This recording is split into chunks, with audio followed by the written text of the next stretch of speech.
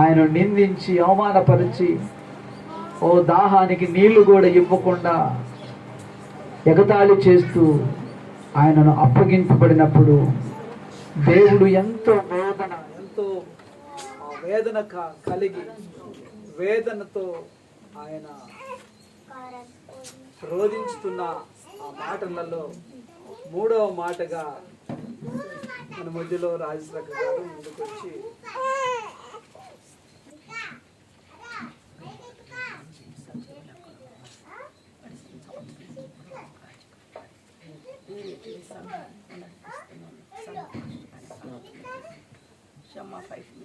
చిన్న సంఘం ఎందుకు పనికిరాని సంఘం ఏ యోగ్యత లేని సంఘాన్ని అయ్యా ఏం మాటలు పలకటానికి మాకు ఇచ్చిన అన్నిటికీ వేలాది అర్హత లేని సహాయం చేస్తున్నాం.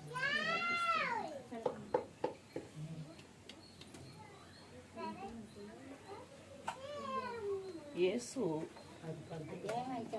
తన తల్లియు తాను ప్రేమించిన శిశువుల దగ్గర నిలుచుంట చూసి, అమ్మా ఇదిగో నీ కుమారుడు అని తన తల్లి చెప్పిన 26 నుంచి మనకి ఇచ్చాడు. అదే యోహాను సువార్త 19 27 వరకు ఇచ్చాడు. 26 27 వరకు 19 26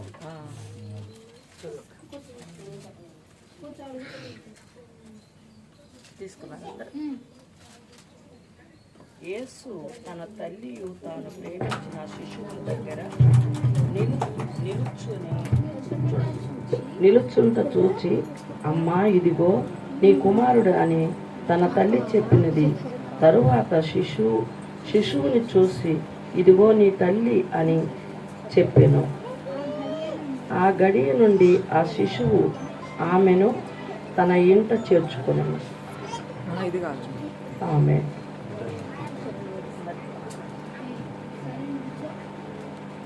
దేవుడు బిడ్డలకి సంఘ భాష అందరికీ హృదయపూర్వక కృతజ్ఞతాస్తుతులు చెల్లించుకున్నాను. జీవితకాలం అంతా ఆయనకు రుణపడిన ఆయన నీకు సాక్షిగా నీకు ఘనత వచ్చేవారిలాగానే ఉండాలి, కానీ నీకు అవమానం తెచ్చేటలుగా ఉండకుండా చిన్న సంఘాన్ని దీవించి ఆశీర్వదించి మహింపరచుకొని ఆశంగా జ్ఞాపకం చేసుకోవాలి. ఆమె దేవునికి స్తోత్రం. హల్లెలూయా. అక్క చదివిన మూడో మాటగా ఆ మూడో మాటను దేవుడు తన ఎన్నికలలో ఆశీర్వదించినట్లుగా దేవాదేవునికి స్తోత్రాలు చెల్లించుకుందాం. మన మధ్యలో యేసురానమ్మ చిన్న ప్రార్థన చేస్తాం.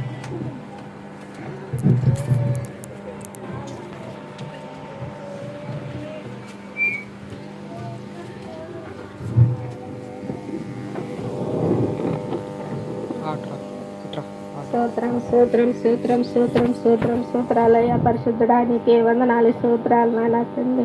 అయ్యా పోయిన సంవత్సరం నుంచి ఈ సంవత్సరం దాకా నీ రెక్కల కింద మమ్మల్ని భద్రపరుచుకున్నందుకు వందనాలు, సూత్రాలు నాయన తండ్రి.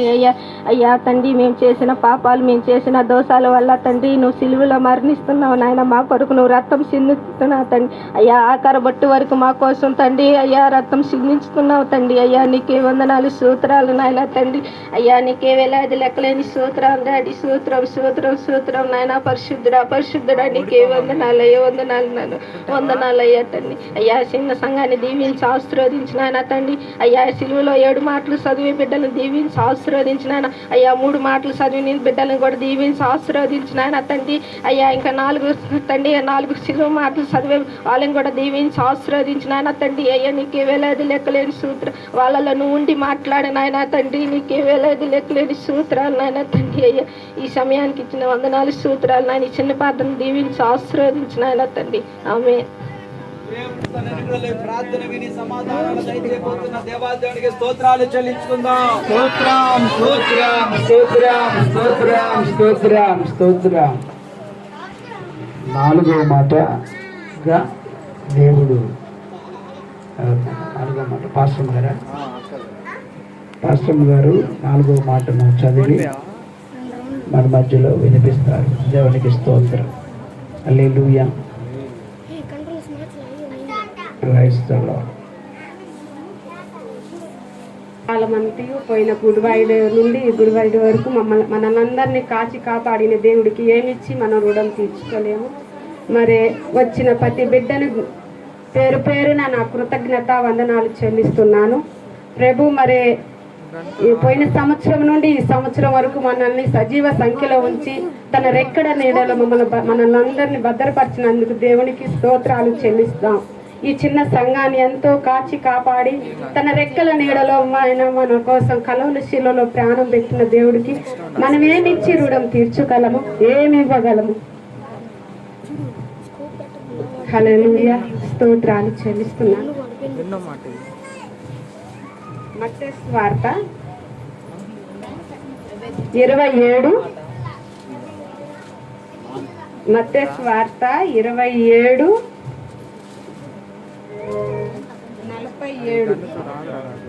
46.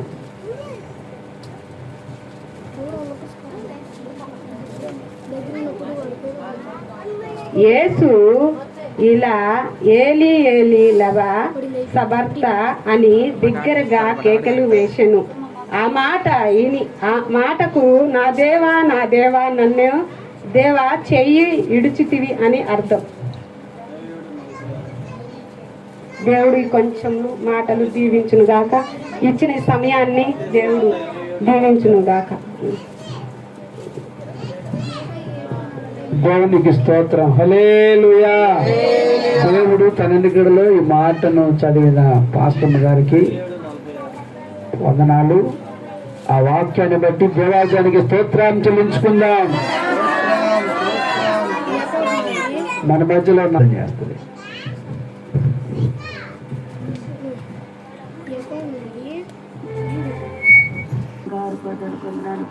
తండ్రి కూడొచ్చిన ప్రతి బిడ్డని నీ బంగారు సంగతి ముట్టండి తండ్రి. శాస్త్రాలు తండ్రి నీ ప్రేమ పడిపోయినావు తండ్రి.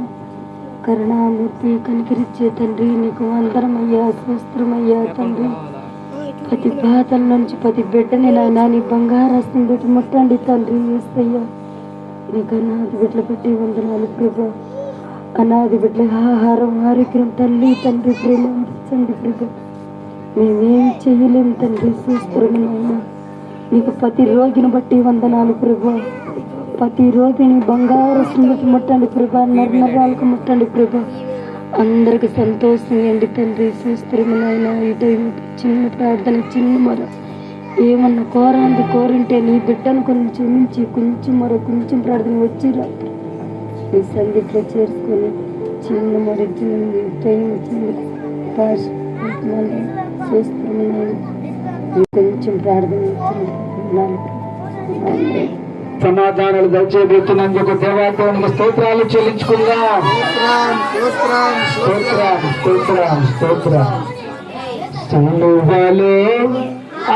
సిలువలో ఆ ఘోర కల్వరిలో తొలువల మధ్యలో వేలాడిన యేసయ్యా నీ చేతిలో రొట్టెను నేనయ్యా విరువుము యేసయ్యా విరువుము యేసయ్యా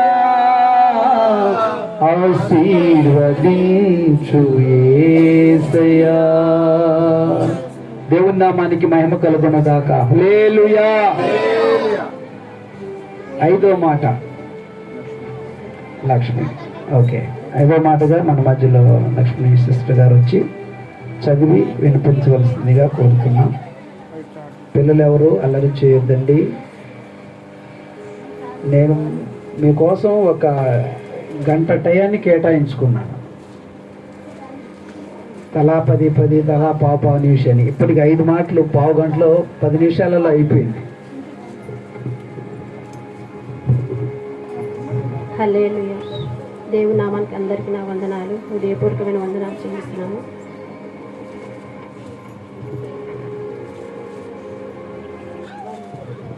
స్తోత్రం తండ్రి, గొప్ప దేవ, ఆశ్చర్యకరుడు, ఆలోచనకర్తైన తండ్రి, మీ ఘనమైన నామమును బట్టి వందనాలు ప్రభా. అయ్యా, నాలో ఏ యోగ్యత, నాకు ఏ యోగ్యత, ఏ మంచి నాలో లేదు ప్రభా. నీ మంచిని బట్టి, నీ కృపను బట్టి మీరు ఇంతవరకు ఇలా ఉంచి ఉన్నందుకు నీకు వందనాలు తండ్రి. నీకు నేనేమిచ్చినా నీ రుణం తీర్చలేము ప్రభా. మాకు ఇచ్చిన ఈ ధన్యతను బట్టి వందనాలు అయ్యా. చెబుతున్న ప్రతి మాటలు నీ కృపలో వినికిడిలో మమ్మల్ని జ్ఞాపకం చేసుకోండి నా తండ్రి. ఈ దీనురాలి దయతో కృపతో జ్ఞాపకం చేసుకోండి. ఈ వాక్యంలో మీరు సహాయం చేస్తున్నాడు. యూజర్ నేమ్ పెట్టండి, ఫోన్ నెంబర్ తర్వాత చూసి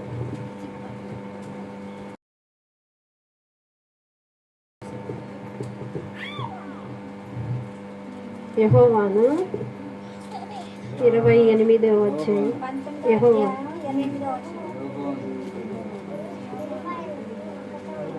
లేఖనము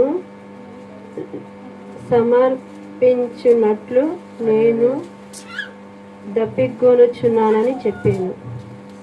కొనుచున్నానని నేను నెరవేరినట్లు చెప్పొచ్చు. అదే మరి దేవుడు మన కుటుంబాలలో ఎన్నో మేలులు, ఎన్నో ఆశీర్వాదాలు మీరు చూసే ఉండుంటారు. చూడకుండా ఎవ్వరూ లేరు ఇప్పటి వరకు. ఎందుకంటే మనను కాపాడుకున్న దేవుడు కాబట్టి.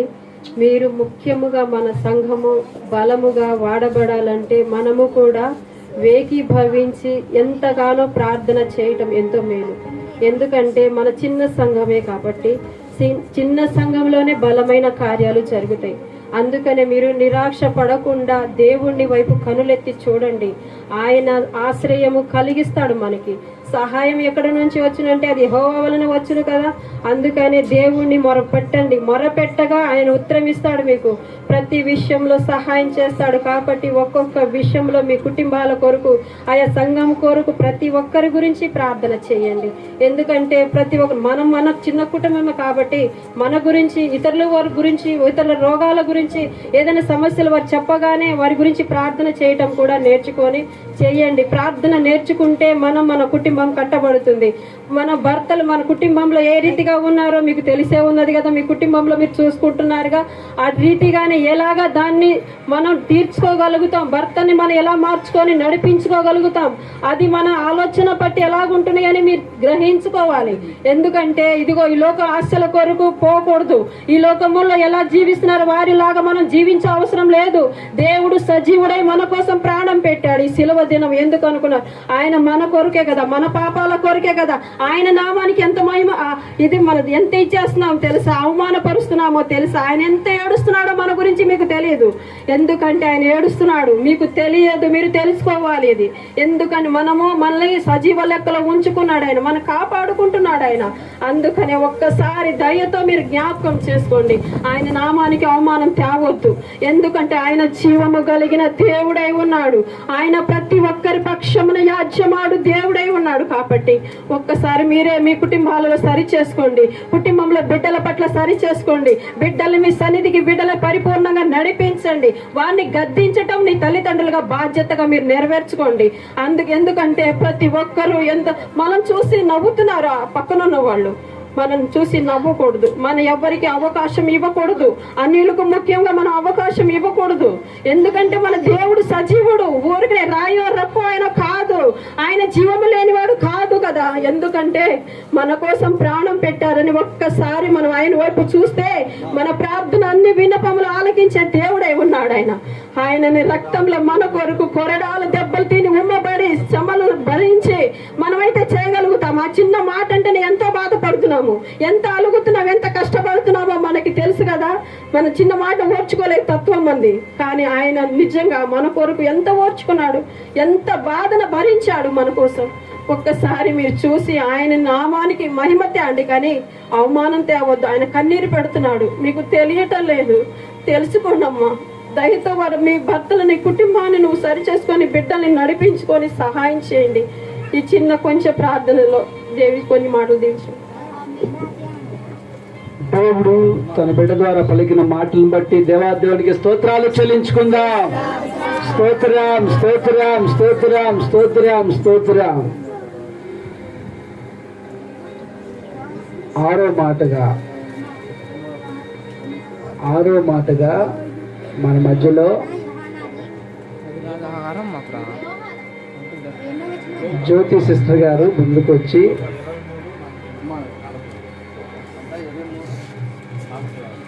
దేవునికి స్తోత్రం. హల్లెలూయా.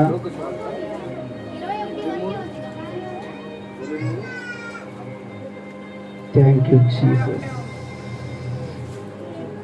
Thank you lord.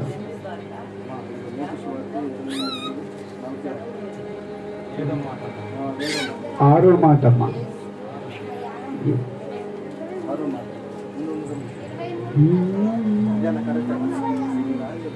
సరే, ప్రైజ్ ది లార్డ్.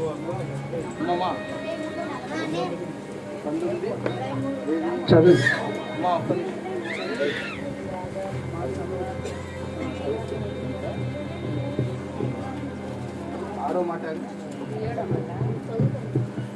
దేవునికి స్తోత్రం. నన్ను ఇక్కడ కూడి తీసుకొని మళ్ళా ఇక్కడికి రప్పించినందుకు ఆ దేవానికి వందనాలు, స్తోత్రాలు. పాస్టర్ గారికి, పాస్టర్మ గారికి, ఇక్కడ కూడి వచ్చిన ప్రతి ఒక్క బిడ్డకి నా వందనాలు.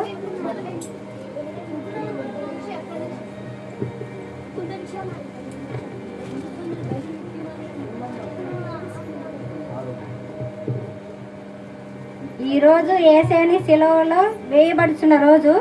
ఆయన చెప్పిన 7 మాటలలో నాది 6వ మాటగా నేను పలుకుచున్న మాట. యోహాను సువార్త 19వ అధ్యాయం 30వ వచనం.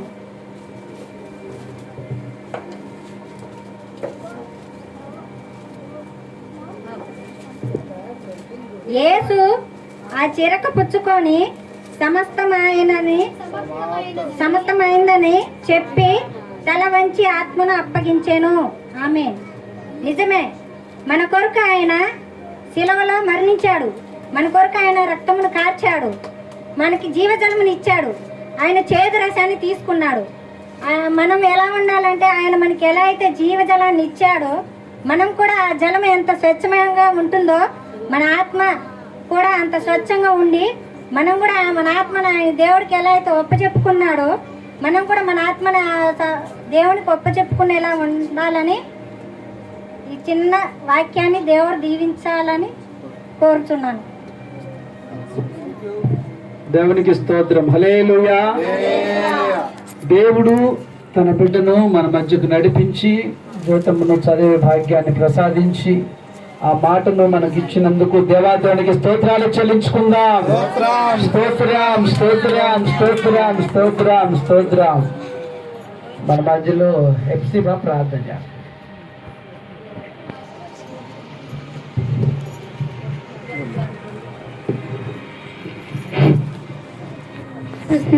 తండ్రి ప్రభా, పరిశుద్ధ ప్రేమ తండ్రి, కృపగలడాయ కోణకుల దయమేడ యేసయ్య నీకే సుశ్రములకే వందనాలు ప్రభా. ప్రభా, ఈ మంచి చుక్కుల రోజు మందరినీ కూడల ద్వారా మమ్మల్ని రప్పించినందుకు మీ బంగారు పదలకు వందనము చూస్తున్నాం ప్రభా.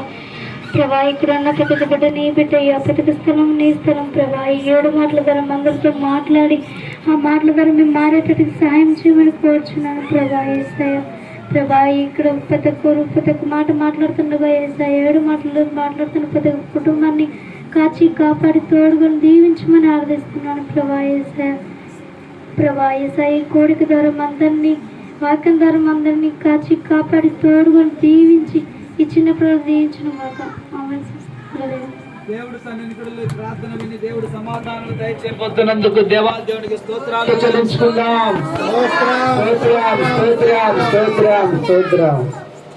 చివరిగా మన మధ్యలో విల్సన్ బ్రదర్ చివరిగా చదివి వినిపించి 10 minutes.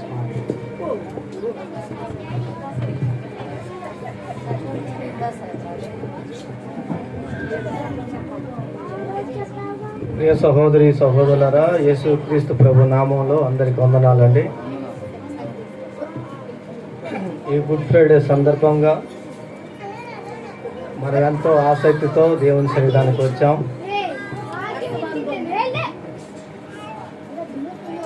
ఈ గుడ్ ఫ్రైడే రోజున యేసుక్రీస్తు ప్రభు సిలువలో పలికిన 7 మాటలను ధ్యానిస్తున్నాం. అంతకంటే ముఖ్యంగా ఆయన మన కొరకు చేసిన త్యాగమును, ఆయన యొక్క మన పట్ల చూపించిన ప్రేమను, అంతేకాకుండా ఆయన మన కొరకు చేసినటువంటి ఆ గొప్ప త్యాగాన్ని మన జ్ఞాపం చేసుకుంటున్నాం. మనము ఏమి చేయాలి యేసుక్రీస్తు ప్రభు కొరకు మనం కూడా ఒకసారి తలపోసుకోవాలి, సరి చేసుకోవాలి. నాకు ఇచ్చినటువంటి 7వ మాట లూకా సువార్త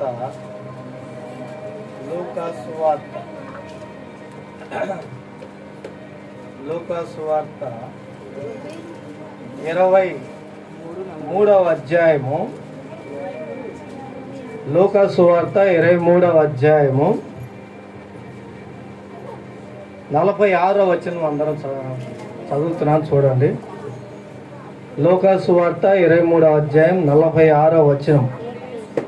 అప్పుడు యేసు గొప్ప శబ్దముతో కేక వేసి, తండ్రి, నీ చేతికి నా ఆత్మను అప్పగించుకొనుచున్నానెను. ఆయన ఇలాగూ చెప్పి ప్రాణం విడిచెను. వాక్యము ఇలా చదవాలి, ఎట్లా పడితే అట్లా చదవకూడదు. తప్పుగా చదివితే దాంట్లో ఉన్న మీనింగ్స్ పోతాయి. స్పష్టంగా చదవాలి. మీకు ఇచ్చినప్పుడు ఆ వాక్యాన్ని ధ్యానం చేయాలి.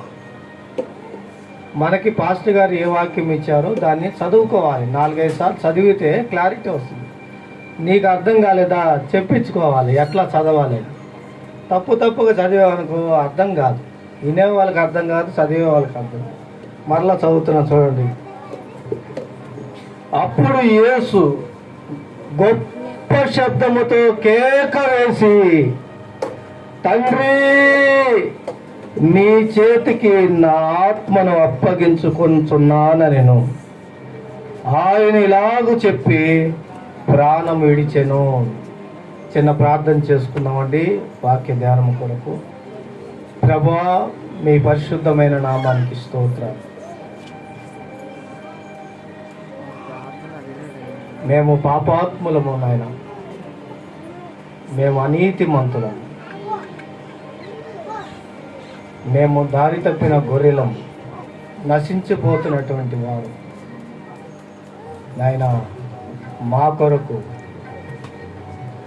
ప్రాణం పెట్టడానికి ఈ లోకానికి వచ్చిన యేసుక్రీస్తు ప్రభువా, మీకు స్తోత్రం నాయన. మమ్మల్ని ఎంతగా ప్రేమించావు, మా పట్ల ఆ ప్రేమను సిలువలో వెల్లడిపరిచావు నాయన, మీకే స్తోత్రం. మా కొరకు మీ శరీరంలో ఉన్న ప్రతి రక్తం పొట్టును మా కొరకు నాయన క్రయధనముగా చెల్లించారు. మా పాపముల కొరకే మీరు సిలువ వేయబడ్డారు, కానీ మీరు ఏ నేరము చేయలేదు. మీలో ఏ పాపము లేదు, మీ నోట ఏ కపటము లేదు. మీరు పరిశుద్ధుడు వినైనా, నీతిమంతుడు, నిర్దోషి వినైనా, నిష్కంసుడు. మా పాపముల కొరకే మీరు ప్రాణం పెట్టారు.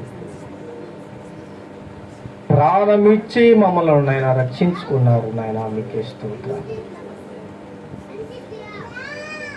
అయ్యా, తల్లి కంటే తండ్రి కంటే ఎక్కువగా మమ్మల్ని ప్రేమించాము. ఆ ప్రేమ ద్వారానే మాకు గొప్ప రక్షణ అతి జీవం ఇచ్చామయ్యా, మీకు స్తోత్రం. ఈ భూలోకములో మీ పిల్లలముగా నైనా మేమందరం ఇక్కడ సమకూర్చబడి చిన్న సంఘముగా, చిన్న మందగా చేరి నైనా మిమ్మల్ని నైనా ఈ లోకములో ప్రకటించటానికి, మిమ్మల్ని స్తుతించటానికి, మీరే మా దేవుడు అని, మా రక్షకుడు అని, మా విమోచకుడు అని మిమ్మల్ని ఆరాధించుకోవటానికి, స్తుతించటానికి మీరు మాకు ఇచ్చిన ధన్యతను బట్టి మీకే స్తోత్రాలు చెల్లిస్తున్నాం. మీ మాటల ద్వారా మేము ఆదరణ పొందాలని, మీ మాటల ద్వారా మేము సత్యము తెలుసుకోవాలని, మీ మాటల ద్వారా మేము నాయన అనేకులకు నాయన సాక్షులుగా జీవించాలని మీ సంకల్పమైనందుకే మీకు స్తోత్రాలు. అయ్యా మీరు పొందిన శ్రమలను మీకు జ్ఞాపం చేసుకుంటున్నాం, మీరు పొందిన దెబ్బలను మీకు జ్ఞాపం చేసుకుంటున్నాం, మీరు తిన్న కొరడా దెబ్బలను మీకు జ్ఞాపం చేసుకుంటున్నాం. వీపుపై కొరడా దెబ్బలను, ముఖంపై పిలుగుద్దులను, ఉమ్మివేయబడి అయా మరి అనేకమైన హింసలు పొందిన యేసుక్రీస్తు ప్రభువును జ్ఞాపకం చేసుకోవచ్చు. మీ శిలువ త్యాగం మరవలేని, మీరు చేసిన త్యాగమునకు మేము ఇచ్చిన రుణస్తులమే ప్రభువా. మా హృదయపూర్వకమైన కృతజ్ఞతాస్తులను మీకు చెల్లించుకుంటూ ఈ చిన్న ప్రార్థన మీ ఎన్నికల్లో దీవించి ఆశించండి. యేసుక్రీస్తు ప్రభు నామంలో ప్రార్థించి వేడుకొనుచున్నాము మా ప్రభువా, ఆమేన్. ఈ 7వ మాటను మరి చెప్పడానికి నాకు అవకాశం ఇచ్చిన పాస్టర్ గారికి ప్రత్యేకమైన వందనాలు, సంఘస్థులకి వందనాలు. లోకాసు వార్త 24వ అధ్యాయంలో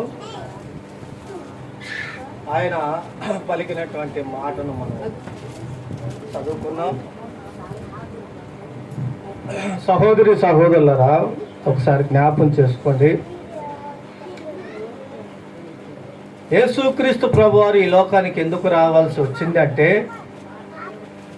ఒకటే మాట, ఆయన మన కొరకు ప్రాణం పెట్టడానికి వచ్చాడు. దేవునికి మానవునికి మధ్యవర్తిగా వచ్చాడు. గొర్రెలకు ప్రాణం పెట్టడానికి యేసుక్రీస్తు ప్రభువారు వచ్చాడు. ఆయన గురించి లేఖనాలు ఏం తెలియజేస్తుందంటే ఆయన లోక రక్షకుడు, పాపుల రక్షకుడుగా ఈ లోకానికి వచ్చాడు. ఆయన ఈ లోకములో ఎన్ని సంవత్సరాలు జీవించాడంటే 33.5 సంవత్సరాలు జీవించాడు. 33 సంవత్సరాలు జీవించిన యేసుక్రీస్తు ప్రభువారు ఎట్లా జీవించాడు తెలుసా? పరిశుద్ధంగా జీవించాడు, నిర్దోషిగా జీవించాడు, ఏ పాపం లేనివాడిగా జీవించాడు. ఎంతగా చేసినటువంటి యేసుక్రీస్తు ప్రభువారు ఆయన ఎందుకని సిలువ వేయబడ్డారంటే ఆయన మన పాపం నిమిత్తమై అప్పగింపబడ్డాడు. ఆయన మన దోషముల కొరకై ఆయన నలుగొట్టబడ్డాడు. మనకు రావాల్సిన శిక్ష, మన మీదకు రావాల్సిన దేవుని ఉగ్రతను దేవుడే తన ప్రియకుమారుడి మీద వేశాడు. అయ్యా పాపం చేసినది మేము కదా, మరి శిక్ష పొందవలసింది మేము కదా, మరి మీరెందుకు శిక్ష పొందుతున్నారంటే మీ పక్షమున నేను సిలువలో శిక్షించబడబోతున్నాను. మన పాపల కొరకు ఆయన అప్పగించుకున్నాడు. ఎవరు కూడా ఆయన దూషించే, ఆయన సిలువ వేయటానికి ఎవరికి కూడా అధికారం లేదు. దేవుడే ఆయనకి కొట్టడానికి అప్పగించి. అందుకని యెషయా గ్రంథము 53వ అధ్యాయంలో మీరు చూస్తే ఒక మాట, యెషయా గ్రంథం 53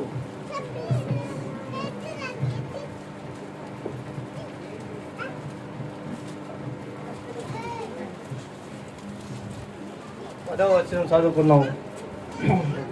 యెషయా గ్రంథం 53వ అధ్యాయం 10వ వచనం. అమ్మా, యెషయా గ్రంథం 53 10వ వచనం అందరు చూడండి. అతని నల్లగొట్టుటకు యెహోవాకు ఇష్టమాయెను. ఎవరిని నల్లగొట్టడానికి? యేసుక్రీస్తు ప్రభువారిని నల్లగొట్టడానికి తండ్రి అయిన దేవునికి ఇష్టమైందంట. ఎవరు కూడా ఆయన ప్రాణం తీసే అధికారం లేదు. గుర్తుపెట్టుకోండి, ఎవరు కూడా యేసుక్రీస్తు ప్రభు ప్రాణాలు తీసే అధికారము లేదు. ఎవరు అప్పగించారు? దేవుడే తన ప్రియకుమారుని ఆయన నల్లగొట్టడానికి అప్పగించుకున్నాడు. చూడండి, యోహాను సువార్త 10వ అధ్యాయము, యోహాను సువార్త 10వ అధ్యాయం, యెషయా గ్రంథం కాదు, యోహాను సువార్త 10వ అధ్యాయము